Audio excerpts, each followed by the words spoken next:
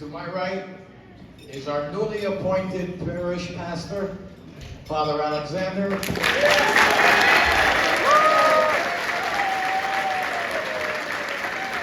And our Professor Joanna Bibis.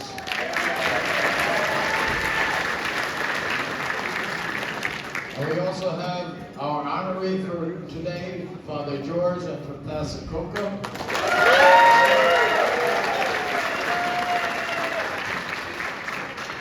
And my brother and protosol, George Fatsy. And I am Peter Fatsy, your parish president, and pastor of the circle. On this room, wow. What a capacity crowd we've had here.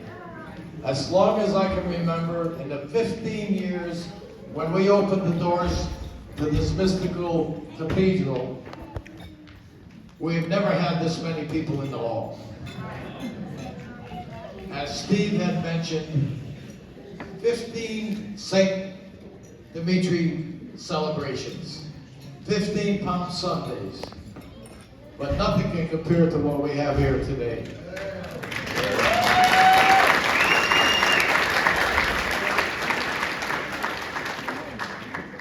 Unfortunately, I'm happy to announce that this seating in this hall is to one of our major benefactors, Theodore Tona, to whom this hall is dedicated to. This is a testament to all of you for your sincere gratitude with love and devotion to Father George, his spiritual guidance, and his ministry to the entire community. We owe him a deep debt of gratitude. We will forever be indebted to Father George and Pastor Marianne for their unwavering devotion and dedication to the entire St. Dimitri community and beyond. So much that was done outside of this community.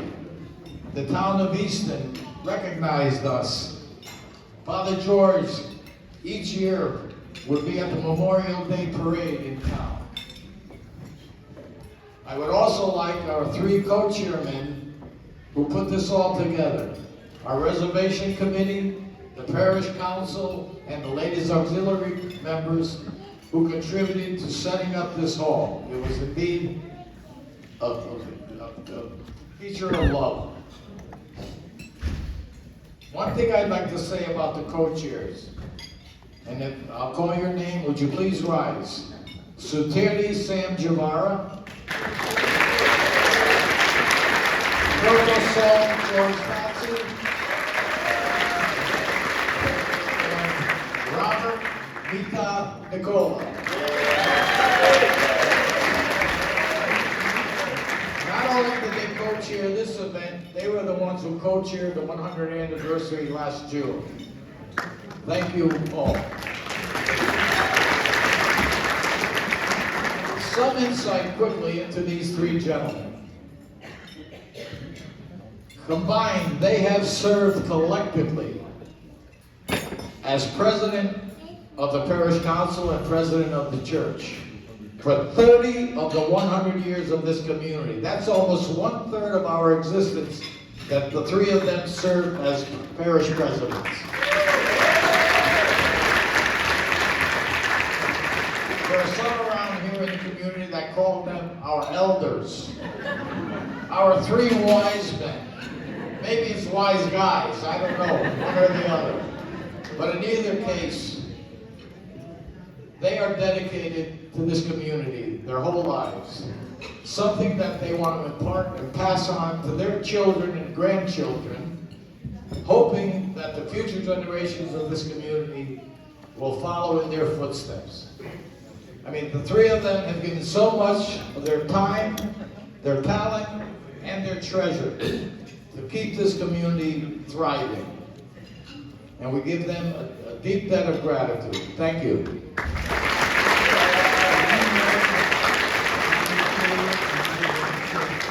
In closing, thank you for your continued support to the St. Dimitri community, and especially to Father George and Professor Marianne on this special occasion.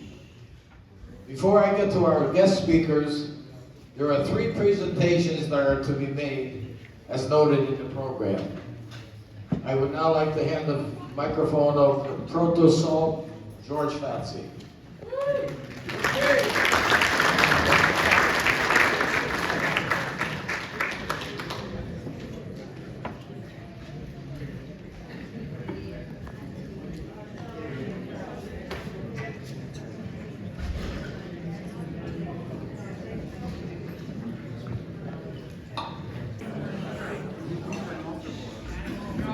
Hello, I'm Coca, Father George's grandson. Thank you all for coming as we celebrate my papa's retirement. He's not just my grandfather, but he's an awesome person. In the altar, we had some great memories with him. He always gave me a smile whenever I saw him. Papa was a great example to all of us, and we can all agree on that. Anyways, I love you, Papa, and happy retirement.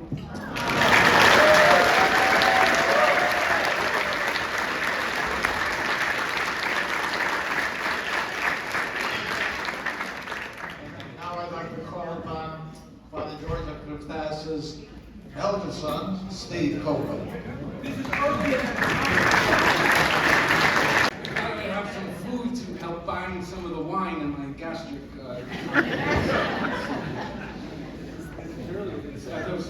Closing. Okay. Well, thank you everyone for coming. As you know, I'm Steve, Father George, and Professor.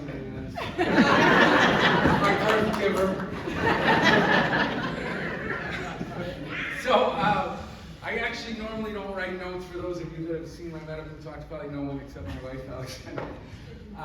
But for this I did, because this is a different audience, and it's called What I See, or What I Saw. Because I had unique perspectives into Father George's ministry over the last 30 years, right? Close to. The timeline is in your booklet if you want to keep factual. But of course, everyone has perspectives. You've seen those movies where they show 2 different perspectives, and people say, oh, I saw this, I saw that, and everyone has a different view. Don't tell them I was a different person. But anyway, coming from the family, and as a son and a doctor, I think I can give you a few more insights into what Father George has done for all of you and gone through. You know, of course, he was a very hardworking man and a dedicated father. He had a dental lab for many years, and probably one of my earliest memories are 2 things. One is going to the Vesper services on Saturday night with you and sitting in the cantor chairs and the salsa chairs that were much bigger than me, and I thought it was fantastic. And my father used to tell me, "You're halfway to heaven," when we were in church, and I would look out the door and he'd say, "But the ground is still here. We're not floating above the clouds."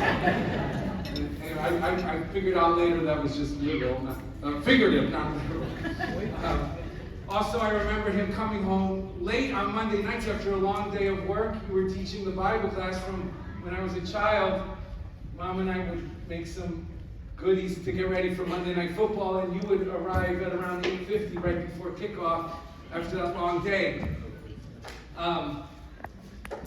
And you know, I think one of the things you're famous for, known for, are your very polished, eloquent sermons that relate to modern day life, current events, sometimes politics.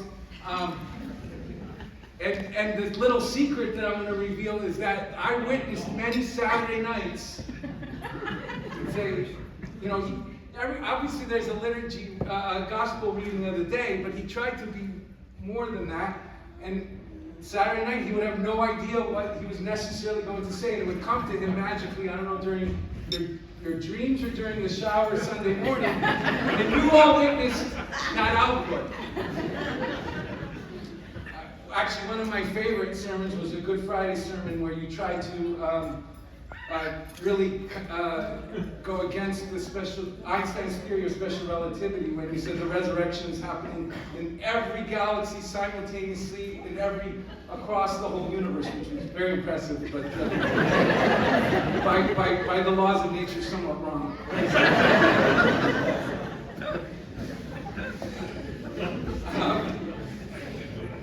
So all of you, when you were still working until, 15 years ago, 10 years ago? I mean, he was still working a full-time job, but I bet he was there for many of you for your loved ones' funerals or for the weddings on Saturdays.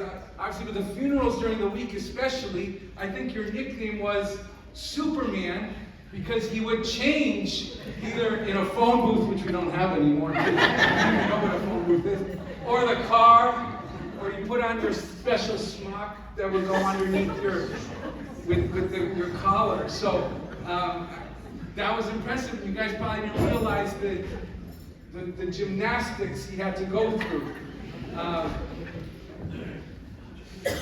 Obviously he preached the word of Jesus and love thy neighbor and turn the other cheek in the gospel. And what I saw was the cognitive dissonance that you have to deal with in preaching about this in a society that, of course, is less like Jesus more and more these days in 2025. Also you saw, fortunately, this is one lunch, dinner that you're not cooking, Mom. But every one of those Palm Sunday lunches, the St. Dimitri lunch, any other lunch, funeral lunches you did for people, beautifully decorated, lots of yummy food, all of you ate. You left with your takeout trays, fully satiated, right?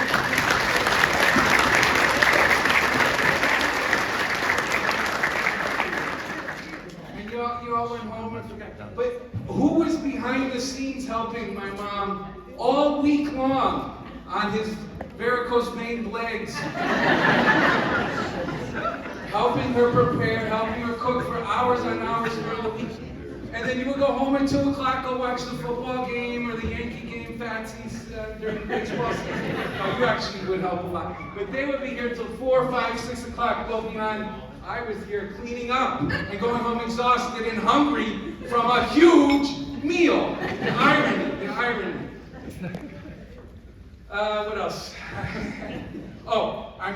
Obviously he's probably comforted so many of your loved ones in their dying days, in the hospital, in nursing homes, in their house, bringing them prayers, communion.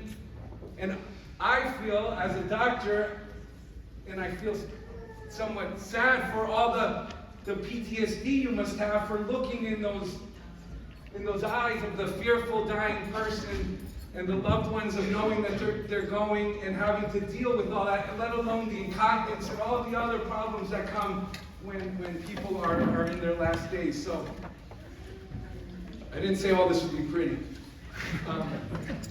You guys saw him every single Sunday morning, 52 weeks a year, rain, snow, sleet, wind, hurricanes, COVID. You watched on YouTube at home. And of course, he did it all with unwavering solidarity and intent. But of course, you often have to deal with petty criticisms as much as you receive compliments and appreciation. So I appreciate that. And also, you couldn't take much, not that you're a big traveler, but all those days of dedication, you couldn't take a vacation, take those days off without feeling guilt. And even when the church split, how many years ago was that? We had an exodus? Okay, good. But I don't forget how red your face was, and I knew your blood pressure was climbing as the calls from the crowd called for different desires and intents on the way they wanted the direction of the church. And, you see him up there, again, unwavering Father George in his ornate vestments, but I see him hobble on his knees, bone on bone. And I know your kidney function too. So my point is, this has been a long time coming. Your eminence has been trying to call for this for some time, and it's bittersweet to many of you. I know many of you are sad, and you're probably sad because this is your calling and your livelihood. But there's also the silver lining to all this is I know how much sacrifice you put in, and it's time to also enjoy the riches of life and to move on to the next chapter. And this reminds me of Bob Nicola for whatever reason, but the only song that I could think of that would remind me most of what to say at the closing here. The party's over. They say that all good things must end. Just call it a night. The party's over. Don Meredith from Monday Night Football back in the 70s. Turn out the light. The light will continue. The light will continue, but you will be there in the background. But thank you for all that you did, I'm sure. Everyone give a standing ovation. Shown us over the years. Thank you so much. I've been involved in this church for 60 years. I'm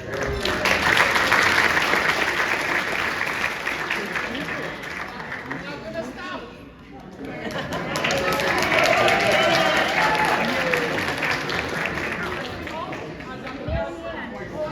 Microphone. I'm not going to stop. I'm going to work till I'm healthy. Father George came to the church 7 days a week. Okay? He never stayed home, with me, even when I was sick. Okay, if you're still in bed, goodbye. I'll see you later. Now, it's going to be home. Please, help me.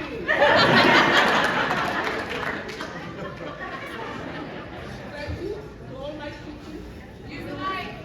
Use the light. To all my kitchen crew and my family who helped me through the years, cooking, helping in the kitchen, and everything else.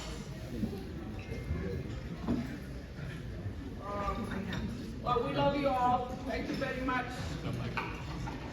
God bless. As noted in our program by President Fauci, in our 100-year history of this anniversary of our church, we've had 2 native sons. The first was Reverend Father Christa Vasilescu of blessed memory, and our native son, Father George. Father George was baptized in this community at our first church on Lee Avenue. He attended Sunday school, served as an altar boy, and was an Ackroy member. He graduated from the Bridgeport Public Schools at the University of Bridgeport. As one can see from the religious journey of Reverend Father George on the document we all received. In 1984, he served as our 4th protosault. He went on to become Father Deacon in 96, Assistant Parish in 2003, Parish Administrator in 2016, and finally, our Parish Priest in 2018. Altogether, he served 28 years, which makes him the 2nd longest serving priest behind our other native priest, Father Vasilescu, who had 30 years.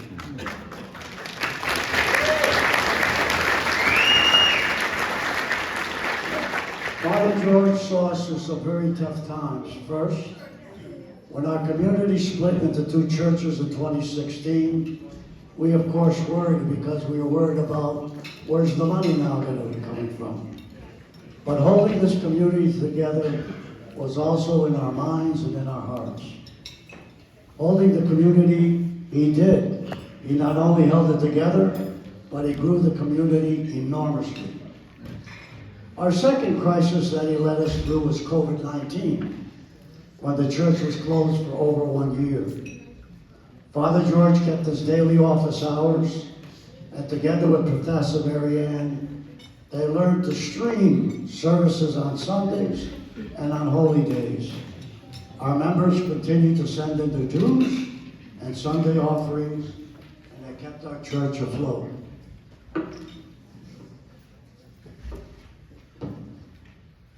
In addition to leading us through 2 crises and growing our membership, Father George was very active, as was noted, in our community of Easton.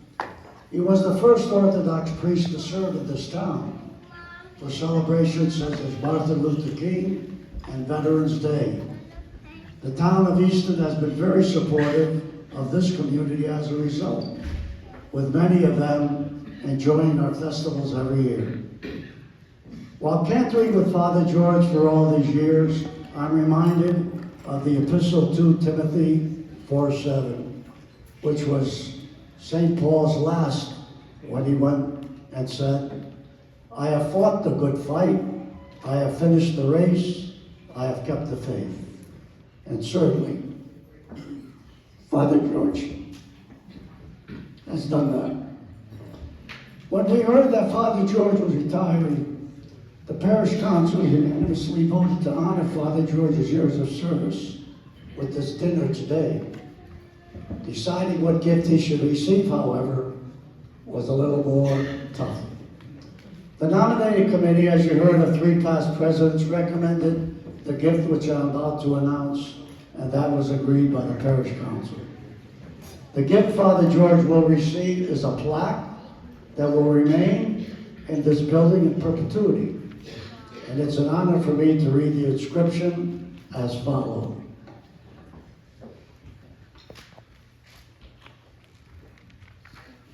Very Reverend Father George M. Coca, you brought the message of God's Word alive in so many ways through your inspiring sermons, your dedication to our church, and your desire to be an example of Jesus' love to others. You so much love reading his words and his life that we dedicate this library in your name. The Very Reverend Father George M. Coca Library, we sincerely appreciate all your dedicated service, and with God's blessings in your retirement, St. Dimitri Orthodox Christian Church, January 11th, 2025.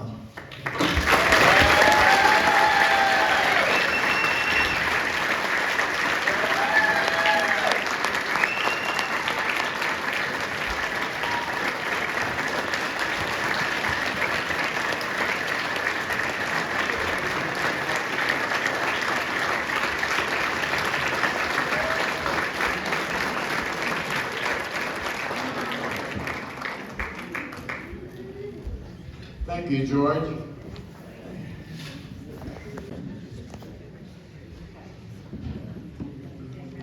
For Coca, we have a plaque also. It will read, Coca,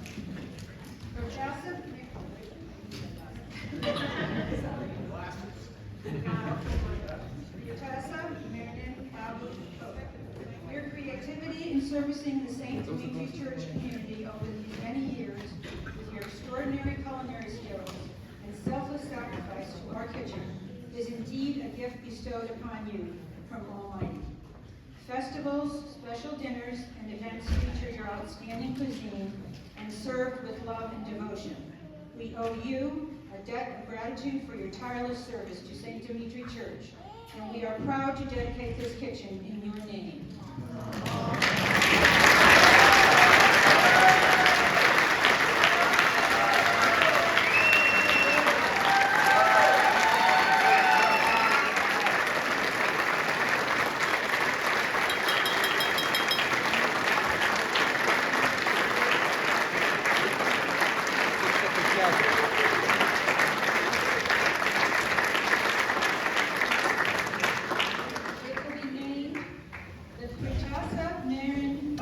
Coca Culinary Center.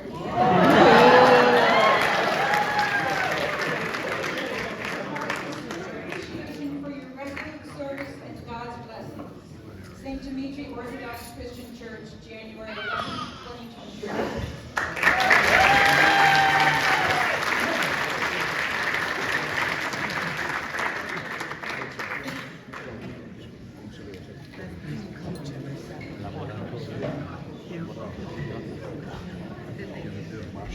Thank you, Madam President.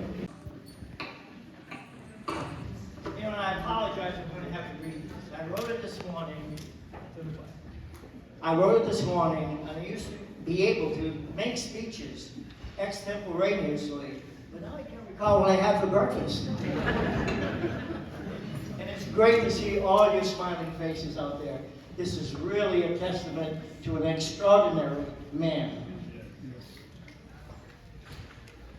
What a wonderful sight to see so many happy people here today to honor and express their gratitude with the capital G to Father George Coca for his contributions to our community, not only for his ministry, but for his generous donations and sacrifices that he has made to our church over the years.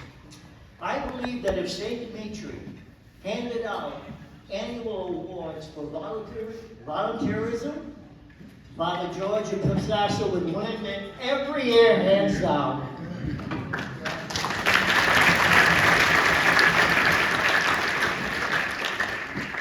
My fellow co-chair George just mentioned two crises that Father George led us through, but I would also like to add a third.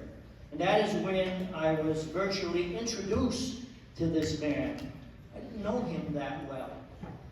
It was indeed a dark period for St. Dimitri in 2008 when the contractor for the Eastern Church abandoned the project and left us in financial crisis and construction chaos as the official from the town revoked our permit. But Father George stepped up. He represented the clergy to ensure that the new facility would meet the standards of the Orthodox Church. And he and I, together, finished this church in 2009, just in time for Palm Sunday and Easter.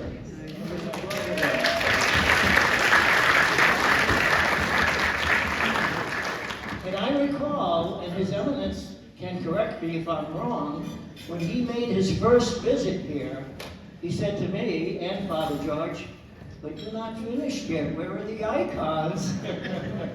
And so again, Father George stepped up to the plate, and I can simply say without him, we would never have been able to complete the beautification of our church.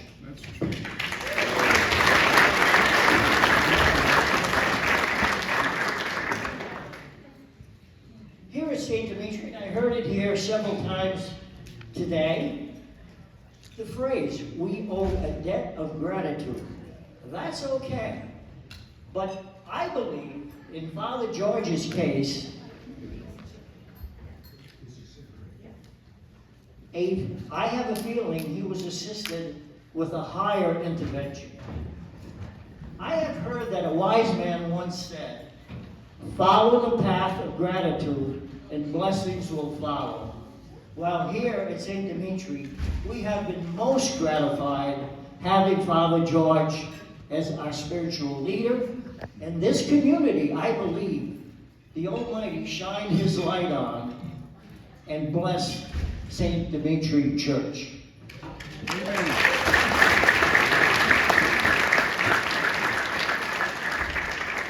Before I make the presentation to Father George, we have another presentation for you. I'm not going to let our co-chair, other one, get off the hook. I want Bob McCullough to come up and say a few words. I have nothing written. It is? I'm on? All right, good.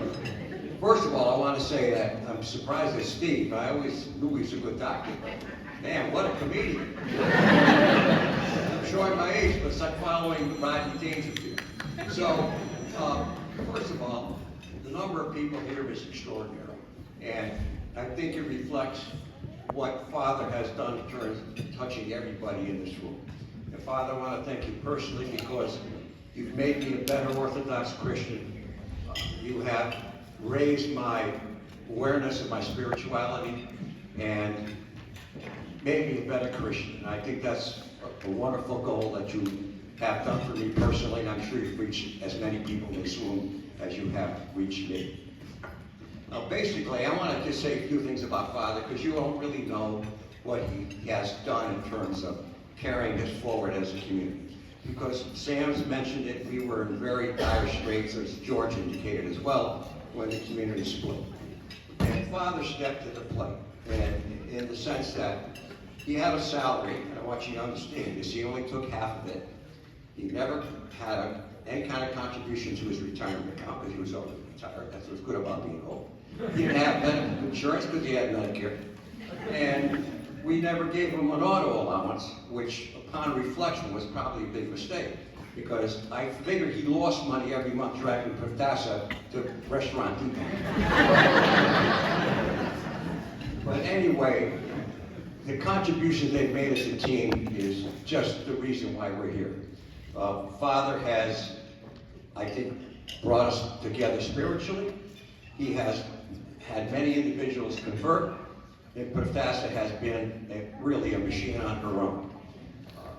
The money that we have been able to accumulate to get through the crisis we faced was a result of both Father's extreme generosity personally and Prathasa's effortless devotion to the kitchen. I can't think about how much money she may have raised over the years with all her efforts.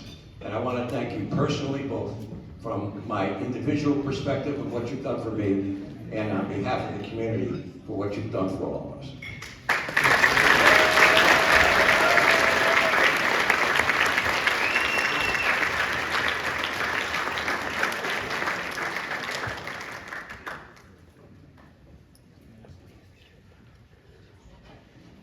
So I'm going to read, Father George, from the award, his presentation. It says, "The Very Reverend Father George M. Coca, in appreciation of your dedication and devotion to the entire St. Dimitri Church community, with gratitude for your spiritual guidance and ministry, the Parish Council has approved the funding of creating a funding of the Very Reverend Father George M. Coca Charitable Fund. All the proceeds from this event will fund that account and will be used by you at your discretion to help the needy and the less fortunate." By those of you who have come from so far away to be here with us today, you know, I don't like these things.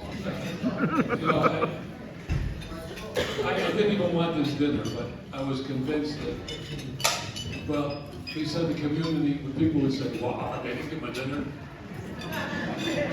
You deserve it.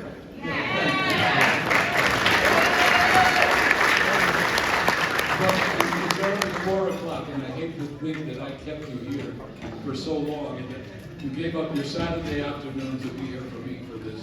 It's really overwhelming for me, and I thank you so much. And I thank you.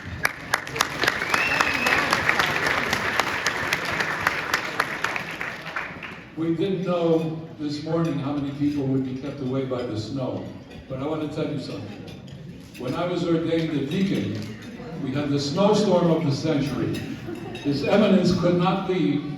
He stayed with us 2 extra days. He read to us homebound, snowbound, by the fireplace with Dee and Stevie. They were young. And we played Monopoly, and he won. Fair and square. Fair and square. When I got ordained as a priest, it snowed again. Not as much, but it snowed. When we consecrated the church, it was October 30. It snowed. Here, Your Eminence. And everything went well. So I am saying to you, this snow was a good omen. Because my diaconate went well, the priesthood went well, the church is going well, my retirement's going to go well.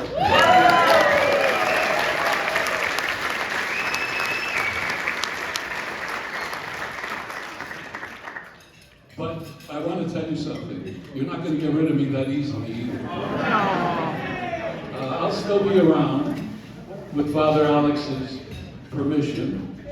And it's very fortunate that I have a young man who's young enough to be my grandson, because I can pull seniority on him otherwise. But he's been very accommodating to us, and we're working very well.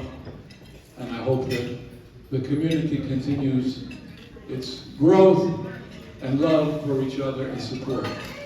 These past few years, I think we can all say that the community has been in such peace and such brotherhood and such brotherly love that we have to thank God and St. Dimitri, who always protects us over these 100 years, for what he's given us in this community. You're beautiful people. And I thank you for your love and support, always.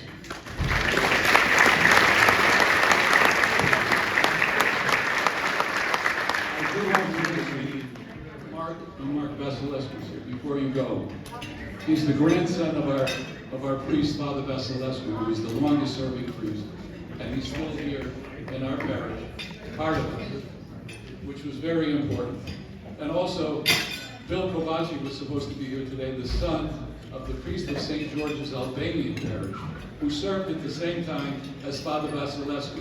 And I mention these two men because I consider them to be my examples, my exemplary examples of priests in this community, and I wish that I could be just half of what they were for our communities and what they did, for the love that they had for all of us.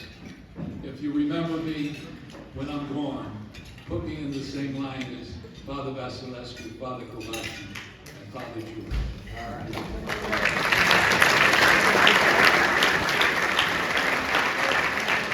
And for those of you who are here from St. George's, from Holy Trinity, from all the other parishes, I thank you so much. You know that my outreach has been to other parishes as well.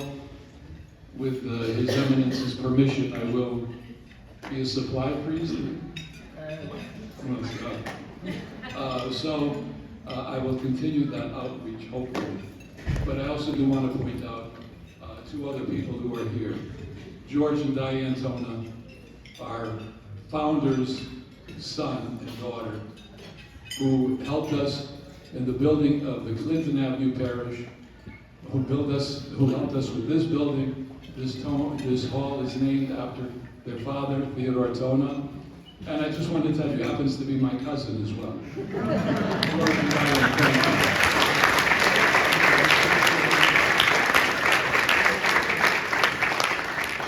And I want to recognize Kevin and Elaine and Nicholas Cannon, who have been such great friends of the community and supporters, and who have been mainstays for me. I thank you so much.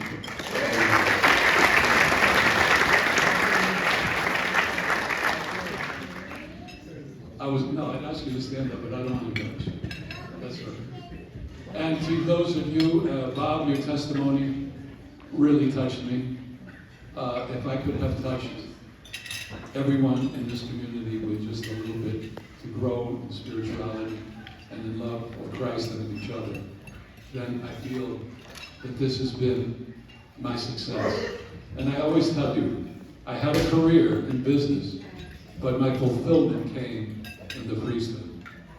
And you know, I started out as protopsal, and His Eminence wanted to make me a deacon, and I said, no, I don't want to be a deacon.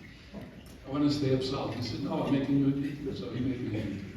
7 years later, he said, you're going to become a priest. And I said, Your Eminence, I don't have the calling yet. He says, what are you talking about? I'm calling you. So here I am. 28 years later, I'm standing before you retiring, semi-retired. Because you can retire from your position, but you never retire from your profession. And we are priests forever, according to the order of Melchizedek. I'll be a priest till the day I die. So thank you very much for all your love, your support, for coming out today, for spending this whole day with me, with us here. I hate to say it's a waste, but thank you. Thank you for showing your love. And I know you did it because of your support for us, and not because you needed a free dinner or whatever. So thank you so much. God bless you. God bless you.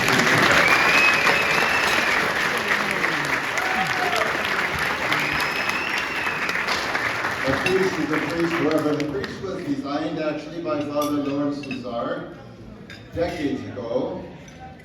We didn't have it done at the time because there wasn't an occasion. So, but now we have an occasion. Okay. The occasion is we are giving it to you on this occasion. It was done for my 40th anniversary as ruling bishop. That's what it is. Okay. So, Father George, yes, we thank you, and please wear the cross in good health. And this is a diploma stating that it is to you and from behalf of the Episcopate. Thank you, Father. What are you going to do? I mean, if I gave her the same cross, they'd fight over which one it was. You know? I don't do that, but we do have an icon here of Our Lady.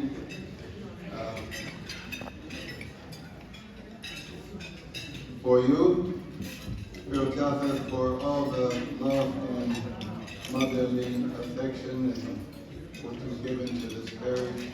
God bless you, and as the Mother of God watches over her Son, our Savior, may she continue to watch over you and your family, and to bless you with many good years of good health.